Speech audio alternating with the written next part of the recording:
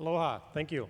We heard this morning with our opening prayer a request for strength, wisdom, and foresight. And boy, I could use that right about now. So if it doesn't seem to be working, it's just delayed and these guys will bring it later. So we're going to start off with kind of a local or regional look at things. I want to give you a little bit of an idea of who we are.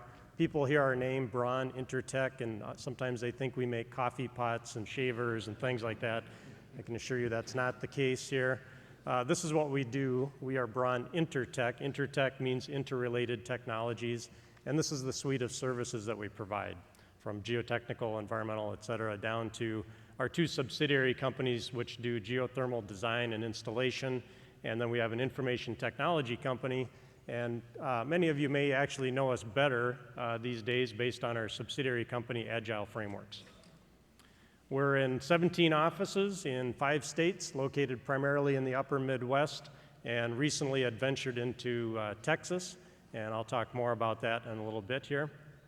This year we anticipate we will have grown to a point of about $100 million in net revenue.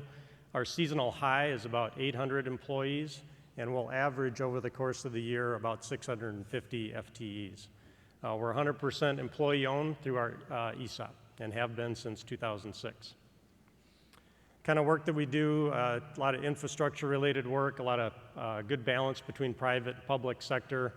We did a lot of work on the 35W bridge rebuild after it collapsed, and transportation-related work. Also worked on the Target Field and now the Vikings Stadium. And a big part of our growth, no shock, and you'll hear this in my comments about the energy market, is that a lot of our growth has been through the energy markets in North Dakota. So we've been doing a lot of pipeline work and gas plant work and related infrastructure work. So there's 3 things that we're really focusing on, and as Dave mentioned, certainly my comments are going to be a bit more optimistic based on what we're seeing in our industry and in our region. The other guys assure me that they're going to be maybe a little bit more Debbie Downer, so if you're feeling more that way, they'll bring more of that. The first thing, big shock, is energy and the energy independence that we have available to us, or hopefully we will bring to us. The energy market is booming, as you well know. The all of the above strategy that we at ACEC have been taking to the Hill and been promoting to a certain extent currently exists with us and within our region. And so I wanted to give you a little bit of perspective on that. And it's not just all fossil fuels, it's also renewables. Not everybody's really thrilled with that, and I think McConnell and Reed could take a bit of lesson from history with Henry Clay and do a little bit more compromising, but we'll see where that goes.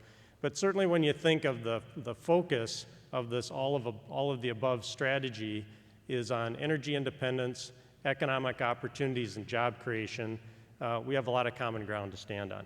And we're actually seeing that again in our region, so I feel very fortunate that we're in the region that we are. The United States is second largest from the producer of crude oil in the world, at least for now.